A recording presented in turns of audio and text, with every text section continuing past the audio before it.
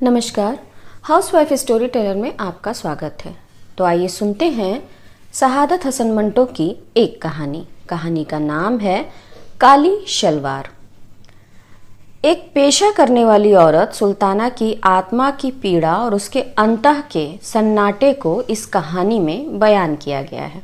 पहले खुदा बख्श उसे प्यार का झांसा देकर अंबाला से दिल्ली लेकर आता है और उसके बाद शंकर मात्र काली शलवार के बदले उसके साथ जिस तरह का फरेब करता है, उससे अंदाजा होता है कि मर्द की नज़र में औरत की हैसियत केवल एक खिलौने की सी है। उसके दुख दर्द और इसके नारित्व की उसे कोई परवाह नहीं। तो चलिए कहानी की शुरुआत करते हैं। दिल्ली आने से पहले वो अंबाला छावनी में थी, जहाँ कई गोरे उसके ग्राहक थे। उन गोरों से मिलने जुलने के बाइस वो अंग्रेजी के 10-15 जुमले सीख गई थी। उनको वो आम गुफ्तगू में इस्तेमाल नहीं करती थी, लेकिन जब वो दिल्ली में आई और उसका कारोबार ना चला तो एक रोज उसने अपनी पड़ोसन तमंचा जान से कहा, दिस लाइफ वेरी बैड, यानी ये जिंदगी बहुत बुरी है, जबकि खाने को ही नहीं मिलता। अंबाला छावनी में उसका धंधा बहुत अच्छी तरह चलता था।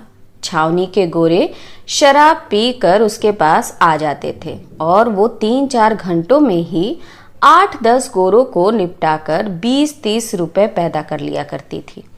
ये गोरे उसके हमवतनों के मुकाबले में बहुत अच्छे थे। इसमें कोई शक नहीं कि वो ऐसी जबान बोलते थे जिसका मतलब सुल्ताना की समझ में नहीं आता था, मगर उनकी जबान से ये ला इल्मी उसके हक में बहुत अच्छी साबित होती थी।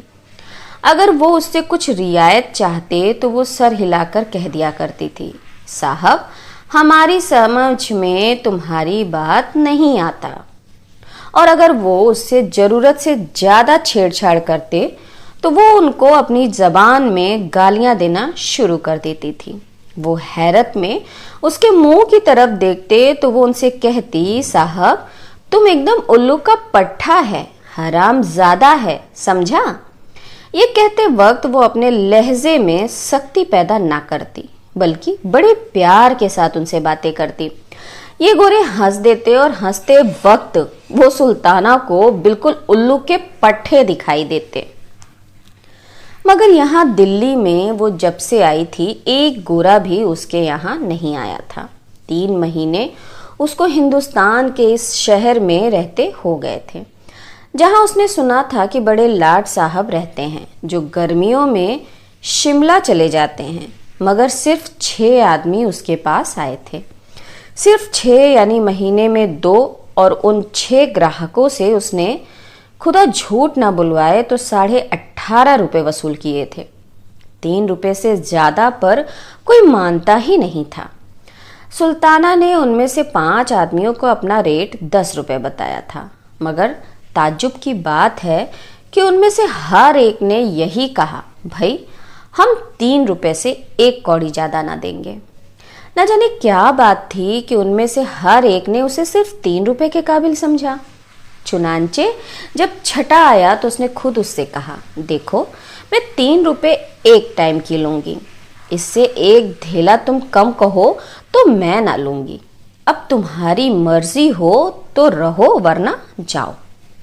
छठे आदमी ने ये बात सुनकर तकरार ना की और उसके यहाँ ठहर गया। जब दूसरे कमरे में दरवाजे बंद करके वो अपना कोट उतारने लगा तो सुल्ताना ने कहा, लाइए 1 रुपया दूध का। उसने 1 रुपया तो नहीं दिया, लेकिन नए बादशाह की चमकती हुई अठन्नी जेब से निकाल कर उसको दे दी और सुल्ताना ने भी चुपके से ले ली कि चलो जो आया है गनीमत है। 18.5 रुपए 3 महीनों में, 20 रुपए माहवार तो इस कोठे का किराया जाता था, जिसको मकान मालिक अंग्रेजी जबान में फ्लैट कहता था। उस फ्लैट में ऐसा पखाना था जिसमें जंजीर खींचने से सारी गंदगी पानी के जोर से एकदम नीचे नल में गायब हो जाती थी और बड़ा शोर होता था। शुरू में तो उस शोर ने उसे बहुत डराया था। पहले दिन जब वो रफ़ाए हाजत के लिए उस पखाना में गई तो उसके कमर में शिद्दत का दर्द हो रहा था। फारिग होकर जब उसने उठने की कोशिश की तो उसने लटकी हुई जंजीर का सहारा ले लिया। उस जंजीर को देखकर उसने ख्याल किया कि चूंकि ये मकान खास हम लोगों की रिहाइश के लिए तैयार किया गया है तो ये जंजीर इसलिए लगाई गई है कि उठते वक्त तकलीफ ना हो और सहारा मिल जाया करे। मगर ज्यों ही उसने जंजीर पकड़कर उठना चाहा, ऊपर खट खट सी हुई और फिर एकदम पानी इस शोर के साथ बाहर निकला कि डर के मारे उसके मुंह से चीख निकल गई। खुदा बख्श दूसरे कमरे में अपना फोटोग्राफी का सामान दुरुस्त कर रहा था और एक साफ बोतल में हाइड्रोक्विनोन डाल रहा था कि उसने सुल्ताना की चीख सुनी। दौड़कर वो बाहर निकला और सुल्ताना से पूछा, क्या हुआ, ये चीख तुम्हारी थी? सुल्ताना का दिल धड़क रहा था। उसने कहा, ये मुआ पखाना है या क्या है? बीच में ये रेलगाड़ियों की तरह जंजीर क्या लटका रखी है? मेरी कमर में दर्द था, मैंने कहा चलो इसका सहारा ले लूंगी, पर इस मुए जंजीर को छेड़ना था कि वो धमाका हुआ कि मैं तुमसे क्या कहूँ। इस पर खुदा बख्श बहुत हंसा था और उसने सुल्ताना को इस पखाने के बाबत कुछ बातें बताई थीं कि ये नए फैशन का है जिसमें जंजीर हिलाने से सब गंदगी नीचे जमीन में धंस जाती है। खुदा बख्श और सुल्ताना का आपस में कैसे संबंध हुआ, ये एक लंबी कहानी है।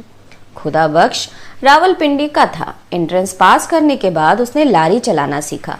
चुनांचे 4 बरस तक वो रावलपिंडी और कश्मीर के दरमियान लारी चलाने का काम करता रहा। इसके बाद कश्मीर में उसकी दोस्ती एक औरत से हो गई। उसको भगाकर वो लाहौर ले आया। लाहौर में चूंकि उसको कोई काम ना मिला इसलिए उसने औरत को पेशे पर बैठा दिया। 2-3 बरस तक ये सिलसिला जारी रहा और वो औरत किसी और के साथ भाग गई। खुदा बख्श को मालूम हुआ कि वो अंबाला में है। वो उसकी तलाश में अंबाला आया, जहाँ उसको सुल्ताना मिल गई। सुल्ताना ने उसको पसंद किया, चुनांचे दोनों का संबंध हो गया। खुदा बख्श के आने से एकदम सुल्ताना का कारोबार चमक उठा। औरत चूंकि जईफ उल एतिकाद थी इसलिए उसने समझा कि खुदा बख्श बड़ा भागवान है जिसके आने से इतनी तरक्की हो गई। चुनांचे इस खुश एतिकादी ने खुदा बख्श की वक़्त उसकी नज़रों में और बढ़ा दी। खुदा बख्श आदमी मेहनती था, सारा दिन हाथ पर हाथ धरकर बैठना पसंद नहीं करता था। चुनांचे उसने एक फोटोग्राफर से दोस्ती पैदा की जो रेलवे स्टेशन के बाहर मिनट कैमरे से फोटो खींचा करता था, इसलिए उसने फोटो खींचना सीख लिया। फिर सुल्ताना से 60 रुपए लेकर कैमरा भी खरीद लिया। आहिस्ता आहिस्ता एक पर्दा बनवाया, 2 कुर्सियां खरीदी और फोटो धोने का सब सामान लेकर उसने अलहदा अपना काम शुरू किया। काम चल निकला। चुनांचे उसने थोड़ी ही देर के बाद अपना अड्डा अंबाले छावनी में कायम कर किया। यहाँ वो गोरों के फोटो खींचता रहता। 1 महीने के अंदर अंदर उसकी छावनी के मुत्तईद गोरों से वाकफियत हो गई। चुनांचे वो सुल्ताना को वहीं ले आया। यहाँ छावनी में खुदा बख्श के जरिए से कई गोरे सुल्ताना के मुस्तकिल ग्राहक बन गए और उसकी आमदनी पहले से 2 गुनी हो गई। सुल्ताना ने कानों के लिए बूंदे खरीदे, 5.5 तोले की 8 कनंगनियां भी बनवा ली, 10-15 अच्छी अच्छी साड़ियां भी जमा कर ली। घर में फर्नीचर वगैरह भी आ गया। किस्सा मुख्तसर ये कि अंबाला छावनी में वो बड़ी खुशहाल थी, मगर एकाएकी ना जाने खुदा बख्श के दिल में क्या समाई कि उसने दिल्ली जाने की ठान ली। सुल्ताना इनकार कैसे करती, जबकि खुदा बख्श को अपने लिए बहुत मुबारक ख्याल करती थी। उसने खुशी खुशी दिल्ली जाना कबूल कर लिया। बल्कि उसने ये भी सोचा कि इतने बड़े शहर में जहाँ लाट साहब रहते हैं उसको धंधा और भी अच्छा मिलेगा। अपनी सहेलियों से वो दिल्ली की तारीफ सुन चुकी थी। फिर वहाँ हजरत निजामुद्दीन औलिया की खानकाह थी जिससे उसे बेहद अकीदत थी। चुनांचे जल्दी जल्दी घर का भारी सामान बेच बाच कर वो खुदा बख्श के साथ दिल्ली आ गई। यहाँ पहुंचकर खुदा बख्श ने 20 रुपए माहवार पर एक छोटा सा फ्लैट ले लिया, जिसमें वो दोनों रहने लगे। एक ही किस्म के नए मकानों की लंबी सी कतार सड़क के साथ साथ चली गई थी। म्युनिसिपल कमेटी ने शहर का ये हिस्सा खास कस्बियों के लिए मुकर्रर कर दिया था, ताकि वो शहर में जगह जगह अपने अड्डे ना बनाएं।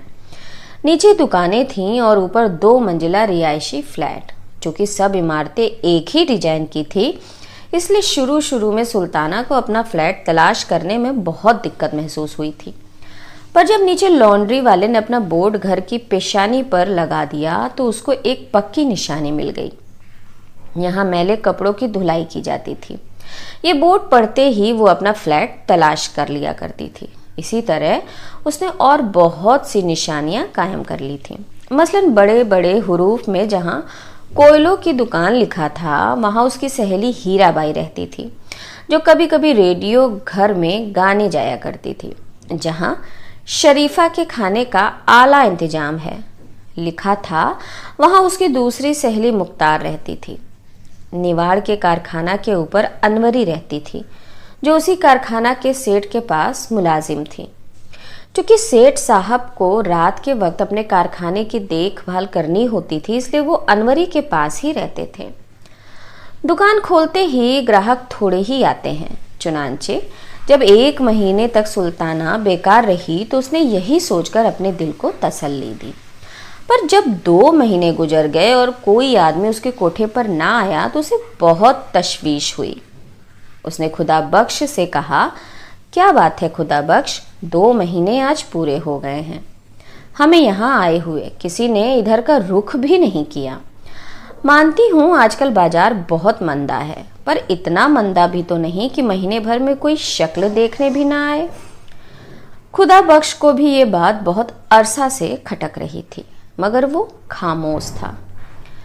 पर जब सुल्ताना ने खुद बात छेड़ी तो उसने कहा, मैं कई दिनों से इसकी बाबत सोच रहा हूँ। एक बात समझ में आती है, वो ये कि जंग की वजह से लोग बाग दूसरे धंधों में पड़ इधर का रास्ता भूल गए हैं, या फिर ये हो सकता है कि वो इसके आगे कुछ कहने ही वाला था कि सीढ़ियों पर किसी के चढ़ने की आवाज आई। खुदा बख्श और सुल्ताना दोनों इस आवाज की तरफ मुतवज्जा हुए। थोड़ी देर के बाद दस्तक हुई। खुदा बख्श ने लपक कर दरवाजा खोला। एक आदमी अंदर दाखिल हुआ। ये पहला ग्राहक था जिससे 3 रुपए में सौदा तय हुआ। इसके बाद 5 और आए, यानी 3 महीने में 6, जिनसे सुल्ताना ने सिर्फ 18.5 रुपए वसूल किए। 20 रुपए माहवार तो फ्लैट के किराए में चले जाते थे। पानी का टैक्स और बिजली का बिल जुदा था। इसके अलावा घर के दूसरे खर्चे थे, खाना पीना, कपड़े लत्ते, दवा दारू, और आमदन कुछ भी नहीं थी। 18.5 रुपए 3 महीने में आए तो उसे आमदन तो नहीं कह सकते। सुल्ताना परेशान हो गई। 5.5 तोले की 8 कंगनियां जो उसने अंबाले में बनवाई थीं, आहिस्ता आहिस्ता बिक गई। आखिरी कंगनी की जब बारी आई तो उसने खुदा बख्श से कहा, तुम मेरी सुनो और चलो वापस अंबाले में। यहाँ क्या धरा है? भाई होगा, पर हमें तो ये शहर रास नहीं आया। तुम्हारा काम भी वहाँ खूब चलता था, चलो वहीं चलते हैं। जो नुकसान हुआ है उसको अपना सर सदका समझो। इस कंगनी को बेच कर आओ, मैं असबाब वगैरह बांध कर तैयार रखती हूँ। आज रात की गाड़ी से यहाँ से चल देंगे। खुदा बख्श ने कंगनी सुल्ताना के हाथ से ले ली और कहा, नहीं जाने मन, अंबाला अब नहीं जाएंगे, यहीं दिल्ली में रहकर कमाएंगे। ये तुम्हारी चूड़ियाँ सबकी सब यहीं वापस आएंगी। अल्लाह पर भरोसा रखो, वो बड़ा कारसाज है। यहाँ पर भी वो कोई ना कोई असबाब बना ही देगा। सुल्ताना चुप हो रही। चुनांचे आखिरी कंगनी हाथ से उतर गई। बचे हाथ देखकर उसको बहुत दुख होता था, पर क्या करती, पेट भी तो आखिर किसी हीले से भरना था। जब 5 महीने गुजर गए और आमदन खर्च के मुकाबले में चौथाई से भी कुछ कम रही तो सुल्ताना की परेशानी और ज़्यादा बढ़ गई। खुदा बख्श भी सारा दिन अब घर से गायब रहने लगा था। सुल्ताना को इसका भी दुख था इसमें कोई शक नहीं कि पड़ोस में उसकी 2-3 मिलने वालियां मौजूद थीं जिनके साथ वो अपना वक्त काट सकती थी, पर हर रोज उनके यहाँ जाना और घंटों बैठे रहना उसको बहुत बुरा लगता था। चुनांचे आहिस्ता आहिस्ता उसने उन सहेलियों से मिलना जुलना बिल्कुल तर्क कर दिया। सारा दिन वो अपने सुनसान मकान में बैठी रहती, कभी छलिया काटती रहती, कभी अपने पुराने और फटे हुए कपड़ों को सीती रहती और कभी बाहर बालकनी में आकर जंगले के साथ खड़ी हो जाती और सामने रेलवे शेड में साकित और मुतहर्रिक इंजनों की तारीफ घंटों में मतलब देखती रहती। सड़क की दूसरी तरफ माल गोदाम था जो इस कोने से उस कोने तक फैला हुआ था। दाहिने हाथ को लोहे की छत के नीचे बड़ी बड़ी गांठें पड़ी रहती थीं और हर किस्म के माल असबाब के ढेर से लगे रहते थे। बाएं हाथ को खुला मैदान था जिसमें बेशुमार रेल की पटरियां बिछी हुई थीं। धूप में लोहे की ये पटरियां चमकती तो सुल्ताना अपने हाथों की तरफ देखती जिन पर नीली नीली रंगे बिल्कुल इन पटरियों की तरह उभरी रहती थीं। इस लंबे और खुले मैदान में हर वक्त इंजन और गाड़ियां चलती रहती थीं, कभी इधर कभी उधर। उन इंजनों और गाड़ियों की छक छक फक फक सदा गूंजती रहती। सुबह सवेरे जब वो उठकर बालकनी में आती तो एक अजीब समा नजर आता। धुंधलके में इंजनों के मुंह से गाढ़ा गाढ़ा धुआं निकलता था और गदले आसमान की जानिब मोटे और भारी आदमियों की तरह उठा दिखाई देता था। बाप के बड़े बड़े बादल भी एक शोर के साथ पटरियों से उठते थे और आंख झपकने की देर में हवा के अंदर घुल मिल जाते थे। फिर कभी कभी जब वो गाड़ी के किसी डिब्बे को जिसे इंजन ने धक्का देकर छोड़ दिया हो अकेले पटरियों पर चलता देखती तो उसे अपना ख्याल आता। वो सोचती कि उसे भी किसी ने जिंदगी की पटरी पर धक्का देकर छोड़ दिया है और वो खुद ब खुद जा रही है। दूसरे लोग कांटे बदल रहे हैं और वो चली जा रही है, ना जाने कहाँ। फिर एक रोज ऐसा आएगा जब इस धक्के का जोर आहिस्ता आहिस्ता खत्म हो जाएगा और वो कहीं रुक जाएगी, किसी ऐसे मुकाम पर जो उसका देखा भाला ना होगा। यूं तो वो बेमतलब घंटों रेल की टेढ़ी बाकी पटरियों और ठहरे हुए चलते इंजनों की तरफ देखती रहती थी, पर तरह तरह के ख्याल उसके दिमाग में आते रहते थे। अंबाला छावनी में जब वो रहती थी तो स्टेशन के पास ही उसका मकान था, मगर वहाँ उसने कभी इन चीज़ों को ऐसी नज़रों से नहीं देखा था। अब तो कभी कभी उसके दिमाग में ये भी ख्याल आता कि ये जो सामने रेल की पटरियों का जाल सा बिछा है और जगह जगह से भाप और धुआं उठ रहा है, एक बहुत बड़ा चकला है। बहुत सी गाड़ियाँ हैं जिनको चंद मोटे मोटे इंजन इधर उधर धकेलते रहते हैं। सुल्ताना को तो बाज औकात ये इंजन सेठ मालूम होते हैं जो कभी कभी अंबाला में उसके यहाँ आया करते हैं। फिर कभी कभी जब वो किसी इंजन को आहिस्ता आहिस्ता गाड़ियों की कतार के पास से गुजरता देखती तो उसे ऐसा महसूस होता कि कोई आदमी चकले के किसी बाजार में से ऊपर कोठों की तरफ देखता जा रहा है। सुल्ताना समझती थी कि ऐसी बातें सोचना दिमाग की खराबी का बाइस है। चुनांचे जब इस किस्म के ख्याल उसको आने लगे तो उसने बालकनी में जाना छोड़ दिया। खुदा बख्श से उसने बारहा कहा, देखो मेरे हाल पर रहम करो, यहाँ घर में रहा करो। मैं सारा दिन यहाँ बीमारों की तरह पड़ी रहती हूँ। मगर उसने हर बार सुल्ताना से यह कहकर उसकी तशफ़ी कर दी, जाने मन मैं बाहर कुछ कमाने की फिक्र कर रहा हूँ, अल्लाह ने चाहा तो चंद दिनों में ही बेड़ा पार हो जाएगा। पूरे 5 महीने हो गए थे मगर अभी तक सुल्ताना का बेड़ा पार हुआ था न खुदा बख्श का। मुहर्रम का महीना सर पर आ रहा था मगर सुल्ताना के पास काले कपड़े बनवाने के लिए कुछ भी ना था। मुख्तार ने लेडी हैमिल्टन की एक नई वज़ा की कमीज बनवाई थी जिसकी आस्तीन ने काली जॉर्जेट की थी। इसके साथ मैच करने के लिए उसके पास काली साटन की सलवार थी जो काजल की तरह चमकती थी। अनवरी ने रेशमी जॉर्जेट की एक बड़ी नफीस साड़ी खरीदी थी। उसने सुल्ताना से कहा था कि वो इस साड़ी के नीचे सफ़ेद बोस्की का पेटीकोट पहनेगी क्योंकि ये नया फैशन है। इस साड़ी के साथ पहनने को अनवरी काली मखमल का एक जूता लाई थी। जो बड़ा नाजुक था। सुल्ताना ने जब ये तमाम चीज़ें देखीं तो उसको इस एहसास ने बहुत दुख दिया कि वो मुहर्रम मनाने के लिए ऐसा लिबास खरीदने की इस्तियादत नहीं रखती। अनवरी और मुख्तार के पास ये लिबास देखकर जब वो घर आई तो उसका दिल बहुत मगमूम था। उसे ऐसा मालूम होता था कि फोड़ा सा उसके अंदर पैदा हो गया है। घर बिल्कुल खाली था। खुदा बख्श हस्बे मालूम बाहर था। देर तक वो दरी पर गांव तकिया सर के नीचे रख कर लेटी रही, पर जब उसकी गर्दन ऊंचाई के बाइस अकड़ सी गई तो उठकर बाहर बालकनी में चली गई ताकि गम अफजा ख्यालात को अपने दिमाग में से निकाल दे। सामने पटरियों पर गाड़ियों के डिब्बे खड़े थे, पर इंजन कोई भी ना था। शाम का वक्त था। बाजार में ऐसे आदमी चलने शुरू हो गए थे जो ताक झांक करने के बाद चुपचाप घरों का रुख करते थे। ऐसे ही एक आदमी ने गर्दन ऊंची करके सुल्ताना की तरफ देखा। सुल्ताना मुस्कुरा दी और उसको भूल गई, क्योंकि जब सामने पटरियों पर एक इंजन नुमदार हो गया था तो सुल्ताना ने गौर से उसकी तरफ देखना शुरू किया और आहिस्ता आहिस्ता ये ख्याल उसके दिमाग में आया कि इंजन ने भी काला लिबास पहन रखा है। ये अजीबो गरीब ख्याल दिमाग से निकालने की खातिर जब उसने सड़क की जानिब देखा तो उसे वही आदमी बैलगाड़ी के पास खड़ा नजर आया जिसने उसकी तरफ ललचाई नजरों से देखा था। सुल्ताना ने हाथ से उसे इशारा किया। उस आदमी ने इधर उधर देखकर एक लतीफ इशारे से पूछा, किधर से आऊं?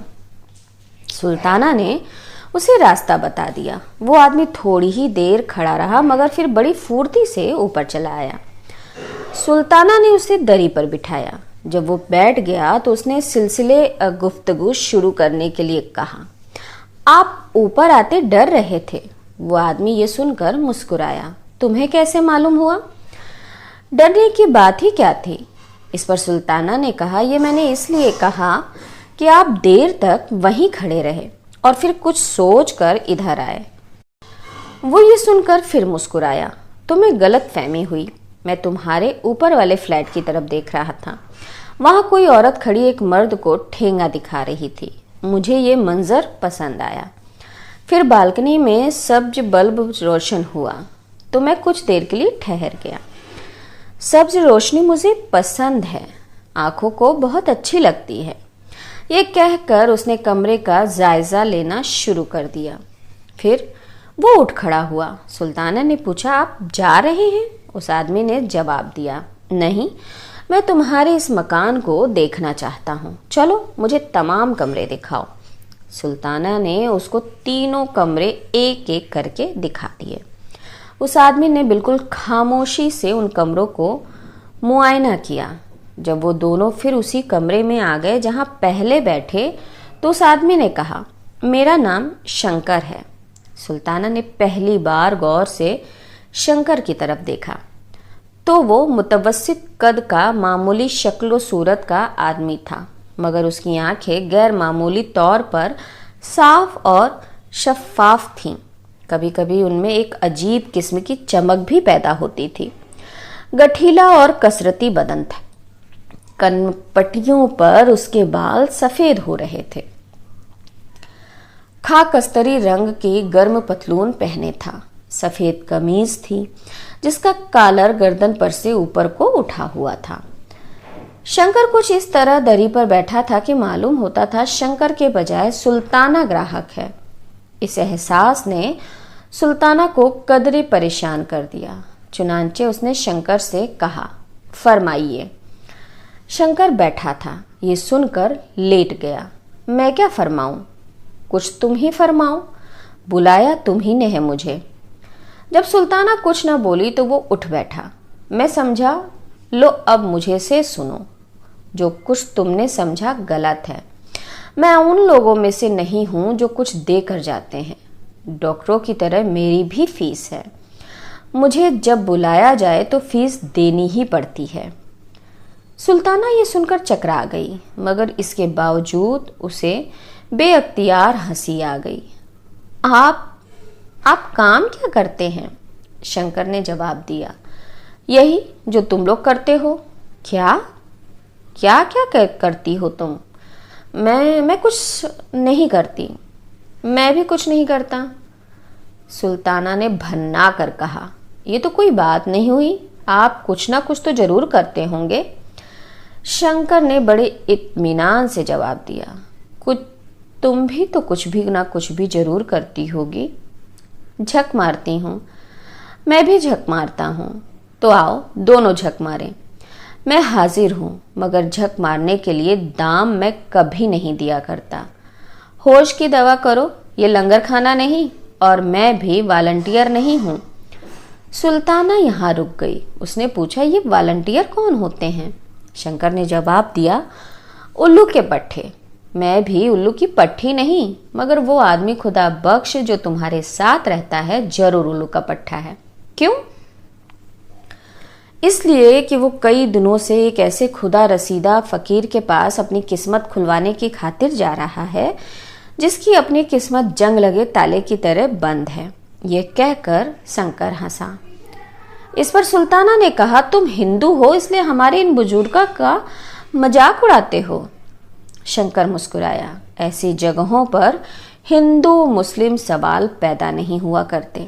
पंडित मौलवी और मिस्टर जिन्ना अगर यहाँ आए तो वो भी शरीफ आदमी बन जाएं। जाने तुम क्या उटपटांग बातें करते हो। बोलो, रहोगे? उसी शर्त पर जो पहले बता चुका हूँ। सुल्ताना उठ खड़ी हुई। तो जाओ, रास्ता पकड़ो।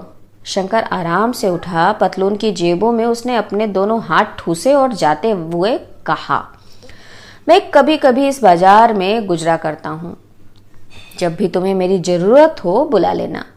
मैं बहुत काम का आदमी हूँ। शंकर चला गया और सुल्ताना काले लिबास को भूलकर देर तक उसके मुत्तलिक सोचती रही।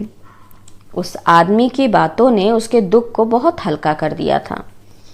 अगर वो अंबाले में आया होता तो जहाँ की वो खुशहाल थी तो उसने किसी और ही रंग में उस आदमी को देखा होता और बहुत मुमकिन है कि उसे धक्के देकर बाहर निकाल दिया होता। मगर यहाँ चूंकि वो बहुत उदास रहती थी इसलिए शंकर की बातें उसे पसंद आई। शाम को जब खुदा बख्श आया तो सुल्ताना ने उससे पूछा, तुम आज सारा दिन किधर गायब रहे हो? खुदा बख्श थक कर चूर हो गया था। कहने लगा, पुराने किले के पास से आ रहा हूँ। वहाँ एक बुजुर्ग आदमी कुछ दिनों से ठहरे हुए हैं। उन्हीं के पास हर रोज जाता हूँ कि हमारे दिन फिर जाएं। कुछ उन्होंने तुमसे कहा? नहीं, अभी वो मेहरबान नहीं है। पर सुल्ताना, मैं जो उनकी खिदमत कर रहा हूँ वो अकारात कभी नहीं जाएगी। अल्लाह का फजल शामिल हाल रहा तो जरूर वारे न्यारे हो जाएंगे। सुल्ताना के दिमाग में मुहर्रम मनाने का ख्याल समाया हुआ था। खुदा बख्श से रोनी आवाज में कहने लगी, सारा सारा दिन बाहर गायब रहते हो। मैं यहाँ पिंजरे में कैद रहती हूँ, ना कहीं जा सकती हूँ ना आ सकती हूँ। मुहर्रम सर पर आ गया, कुछ तुमने इसकी फिक्र भी की कि मुझे काले कपड़े चाहिए? घर में फूटी कौड़ी तक नहीं। कंगनियां थीं सो वो एक एक करके बिक गईं। अब तुम ही बताओ क्या होगा। यूं फकीरों के पीछे कब तक मारे मारे फिरा करोगे? मुझे तो ऐसा दिखाई देता है कि यहाँ दिल्ली में खुदा ने भी हमसे मुंह मोड़ लिया है। मेरी सुनो तो अपना काम शुरू कर दो, कुछ तो सहारा हो जाएगा। खुदा बख्श दरी पर लेट गया और कहने लगा, पर यह काम शुरू करने के लिए भी तो थोड़ा बहुत सरमाया चाहिए। खुदा के लिए अब ऐसी दुख भरी बातें ना करो, मुझसे अब बर्दाश्त नहीं होता। मैंने सचमुच अंबाला छोड़ने में सख्त गलती की, पर जो करता है अल्लाह ही करता है और हमारी बेहतरी ही के लिए करता है। क्या बात है कि कुछ देर और तकलीफ बर्दाश्त करने के बाद हम। सुल्ताना ने बात काटकर कहा, तुम खुदा के लिए कुछ करो, चोरी करो या डाका मारो, मुझे एक शलवार का कपड़ा जरूर ला दो। मेरे पास सफेद बोस्की की कमीज पड़ी है, उसको मैं काला रंगवा लूंगी। सफेद नैनों का एक नया दुपट्टा भी मेरे पास मौजूद है, वही जो तुमने मुझे दिवाली पर ला कर दिया था। ये भी कमीज के साथ ही काला रंगवा लिया जाएगा, एक सिर्फ शलवार की कसर है। सो वह तुम किसी न किसी तरह पैदा कर दो। देखो, तुम्हें मेरी जान की कसम किसी न किसी तरह जरूर ला दो। मेरी भत्ती खाओ अगर ना लाओ। खुदा बख्श उठ बैठा। अब तुम खामोखा जोर दिए जा रही हो। मैं कहाँ से लाऊंगा? अफीम खाने के लिए तो मेरे पास पैसे नहीं। कुछ भी करो मगर मुझे 4.5 गज काली साटन ला दो। दुआ करो कि आज रात ही अल्लाह 2-3 आदमी भेज दे। लेकिन तुम कुछ नहीं करोगे। तुम अगर चाहो तो जरूर इतने पैसे पैदा कर सकते हो। जंग से पहले ये साटन 12-14 आने गज मिल जाती थी, अब 1.25 रुपए गज के हिसाब से मिलती है। 4.5 गजों पर कितने रुपए खर्च हो जाएंगे? अब तुम कहती हो तो मैं कोई हीला करूंगा। यह कहकर खुदा बख्श उठा। लो अब इन बातों को भूल जाओ, मैं होटल से खाना ले आऊं। होटल से खाना आया, दोनों ने मिलकर जहर मार किया और सो गए। सुबह हुई। खुदा बख्श पुराने किले वाले फकीर के पास चला गया और सुल्ताना अकेली रह गई। कुछ देर लेटी रही, कुछ देर सोई रही, इधर उधर कमरों में टहलती रही। दोपहर का खाना खाने के बाद उसने अपना सफेद नैनो का दुपट्टा और सफेद बोस्की की कमीज निकाली और नीचे लॉन्ड्री वाले को रंगने के लिए दे आई। कपड़े धोने के अलावा वहां रंगने का भी काम होता था। ये काम करने के बाद उसने वापस आकर फिल्मों की किताबें पढ़ी, जिनमें उसकी देखी हुई फिल्मों की कहानी और गीत छपे हुए थे। ये किताबें पढ़ते पढ़ते वो सो गई। जब उठी तो 4 बज चुके थे, क्योंकि धूप आंगन में से मोरी के पास पहुंच चुकी थी। नहा धोकर फारिग हुई तो गर्म चादर ओढ़कर बालकनी में आ खड़ी हुई। करीबन 1 घंटा सुल्ताना बालकनी में खड़ी रही। अब शाम हो गई थी, बत्तियां रोशन हो रही थीं। नीचे सड़क पर रौनक के आसार नजर आने लगे। सर्दी में थोड़ी सी शिद्दत हो गई थी, मगर सुल्ताना को ये नागवार मालूम ना हुई। वो सड़क पर आते जाते टांगों और मोटरों की तरफ एक अरसा से देख रही थी। दफतन उसे शंकर नजर आया। मकान के नीचे पहुंचकर उसने गर्दन ऊंची की और सुल्ताना की तरफ देखकर मुस्कुरा दिया। सुल्ताना ने गैर इरादी तौर पर हाथ का इशारा किया और उसे ऊपर बुला लिया। जब शंकर ऊपर आ गया तो सुल्ताना उसे परेशान हुई, उससे क्या कहे। दरअसल उसने ऐसे ही बिना सोचे समझे उसे इशारा कर दिया था। शंकर बेहद मुत्तमईन था, जैसे उसका अपना घर है। चुनांचे बड़ी बेतकल्लुफी से पहले रोज की तरह वो गांव तकिया कर सर नीचे करके लेट गया। जब सुल्ताना ने देर तक उससे कोई बात ना की तो उससे कहा, तुम मुझे 100 दफा बुला सकती हो और 100 दफा ही कह सकती हो कि चले जाओ। मैं ऐसी बातों पर कभी नाराज नहीं हुआ करता। सुल्ताना शशो पंज में गिरफ्तार हो गई। कहने लगी, नहीं बैठो, तुम्हें जाने को कौन कहता है। शंकर इस पर मुस्कुरा दिया। तो मेरी शर्तें तुम्हें मंजूर हैं? कैसी शर्तें? सुल्ताना ने हंसकर कहा। क्या निकाह कर रहे हो मुझसे? निकाह और शादी कैसी? ना तुम उम्र भर में किसी से निकाह करोगी ना मैं। ये रस्में हम लोगों के लिए नहीं। छोड़ो इन फुजुलियात को, कोई काम की बात करो। बोलो क्या बात करूं? तुम औरत हो, कोई ऐसी बात शुरू करो जिससे 2 घड़ी दिल बहल जाए। इस दुनिया में सिर्फ दुकानदारी ही दुकानदारी नहीं, और कुछ भी है। सुल्ताना जूही तौर पर अब शंकर को कबूल कर चुकी थी। कहने लगी, साफ साफ कहो तुम मुझसे क्या चाहते हो? जो दूसरे चाहते हैं। शंकर उठकर बैठ गया। तुम में और दूसरों में फिर फर्क ही क्या रहा? तुम में और मुझ में कोई फर्क नहीं, उनमें और मुझ में जमीनों आसमान का फर्क है। ऐसी बहुत सी बातें होती हैं जो पूछना नहीं चाहिए, खुद समझना चाहिए। सुल्ताना ने थोड़ी देर शंकर की इस बात को समझने की कोशिश की, फिर कहा, मैं समझ गई हूं, तो कहो क्या इरादा है? तुम जीते मैं हारी, पर मैं कहती हूं आज तक किसी ने ऐसी बात कबूल ना की होगी। तुम गलत कहती हो। इस मोहल्ले में तुम्हें ऐसी सादा लौह औरतें भी मिल जाएंगी जो कभी यकीन नहीं करेंगी कि औरत ऐसी जिल्लत कबूल कर सकती है जो तुम बगैर किसी एहसास के कबूल करती रही हो। लेकिन उनके ना यकीन करने के बावजूद तुम हजारों की तादाद में मौजूद हो। तुम्हारा नाम सुल्ताना है ना? सुल्ताना ही है। शंकर उठ खड़ा हुआ और हंसने लगा। मेरा नाम शंकर है। ये नाम भी अजब उटपटांग होते हैं। चलो आओ अंदर चलें। शंकर और सुल्ताना दरी वाले कमरे में वापस आए तो दोनों हंस रहे थे, ना जाने किस बात पर। जब शंकर जाने लगा तो सुल्ताना ने कहा, शंकर मेरी एक बात मानोगे? शंकर ने जवाबन कहा, पहले बात बताओ। सुल्ताना को झेप सी गई। तुम कहोगे कि मैं दाम वसूल करना चाहती हूँ, मगर कहो कहो रुक क्यों गई हो? सुल्ताना ने जुर्रत से काम लेकर कहा, बात यह है कि मुहर्रम आ रहा है और मेरे पास इतने पैसे नहीं कि मैं काली शलवार बनवा सकूं। यहाँ के सारे दुखड़े तो तुम मुझसे सुन ही चुके हो। कमीज और दुपट्टा मेरे पास मौजूद है जो मैंने आज रंगवाने के लिए दिया है। शंकर ने ये सुनकर कहा, तुम चाहती हो कि मैं तुम्हें कुछ रुपए दे दूं जो तुम ये काली शलवार बना सको? सुल्ताना ने फौरन ही कहा, नहीं, मेरा मतलब ये नहीं है। मेरा मतलब है कि अगर वो हो सके तो तुम मुझे एक काली शलवार बनवा दो। शंकर मुस्कुराया, मेरी जेब में तो इत्तेफाक ही से कुछ होता है। बहरहाल मैं कोशिश करूंगा। मुहर्रम की पहली तारीख को तुम्हें ये शलवार मिल जाएगी। लो, बस अब खुश हो गई। सुल्ताना के बूंदों की तरफ देखकर शंकर ने पूछा, क्या ये बूंदे तुम मुझे दे सकती हो? सुल्ताना ने हंसकर कहा, तुम इन्हें क्या करोगे? चांदी के मामूली बूंदे हैं, ज्यादा से ज्यादा 5 रुपए के होंगे। इस पर शंकर ने कहा, मैंने तुमसे बूंदे मांगे हैं, उनकी कीमत नहीं पूछी। बोलो, देती हो?